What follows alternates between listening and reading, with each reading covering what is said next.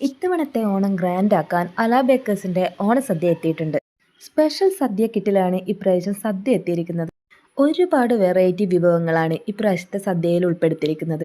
അപ്പോൾ ഫുഡ് കഴിക്കാനുള്ള വാഴയിലയും അല റെസ്റ്റോറൻറ്റിൻ്റെ വക തന്നെയാണ്. ഞങ്ങളുടെ ഹെൽത്ത് സെൻറ്ററിലെ ഓണപ്പരിപാടിയായിരുന്നു ഇന്ന്.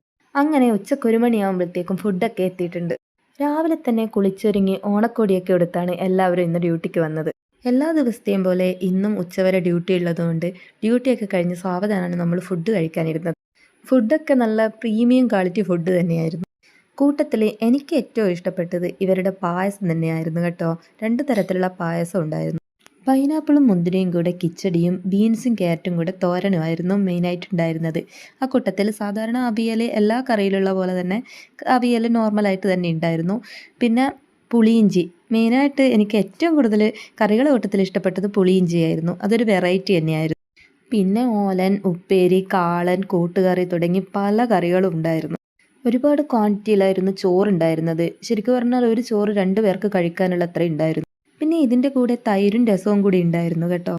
അതുപോലെ കറികളൊക്കെ സെപ്പറേറ്റ് ബോക്സിലായത് വളരെ യൂസ്ഫുള്ളായിരുന്നു. ഓണം ഇങ്ങ് എത്താറായതുകൊണ്ട് തന്നെ അധിക സ്ഥലങ്ങളിലും ഓണപ്പരിപാടി ആയിരിക്കുമല്ലോ ഇപ്പോൾ. ഇപ്പം അധിക വർക്ക് പ്ലേസിലും ഓണസദ്യയൊക്കെ പാഴ്സൽ വാങ്ങിക്കുന്നതായിരിക്കുമല്ലോ. ഞങ്ങളുടെ ഈ ഓണസദ്യക്ക് 300 രൂപയായിരുന്നു റേറ്റ്. അപ്പം നിങ്ങളൊക്കെ വാങ്ങിച്ച ഓണസദ്യക്ക് എത്ര റേറ്റ് എന്ന് ഒന്ന് കമൻറ്റ് ബോക്സിൽ പറയണേ. അപ്പോൾ ഫുഡിന് ശേഷം ഞങ്ങളുടെ സ്പെഷ്യൽ ബോളിയും ഉണ്ടായിരുന്നു. ഞങ്ങളുടെ കണ്ണൂർ സാധാരണ ബോളി ഇല്ലാത്തതുകൊണ്ട് അങ്ങ് കാസർഗോഡ് പോയിട്ട് ഇറക്കിയതാണ് ഈ സുന്ദരനെ. സദ്യക്ക് ശേഷം ബോളിയും കൂട്ടി പായസം കഴിച്ചപ്പോഴാണ് ഓണസദ്യക്ക് ഒരു ഫിനിഷിങ് വന്നത് തന്നെ. ഞങ്ങളുടെ ഓണസദ്യയിൽ പ്രഥമനും പാലടയായിരുന്നു പായസമായിട്ടുണ്ടായിരുന്നത്. അപ്പം രണ്ടും കൂടെ കൂട്ടി നമ്മൾ നല്ല സൂപ്പറായിട്ട് ഇപ്രാവശ്യത്തെ ഓണസദ്യ കഴിച്ചു. അങ്ങനെ ഓണത്തിന് മുന്നേ ഞങ്ങളുടെ ഹെൽത്തിലെ ഓണപ്പരിപാടിയും കഴിഞ്ഞു.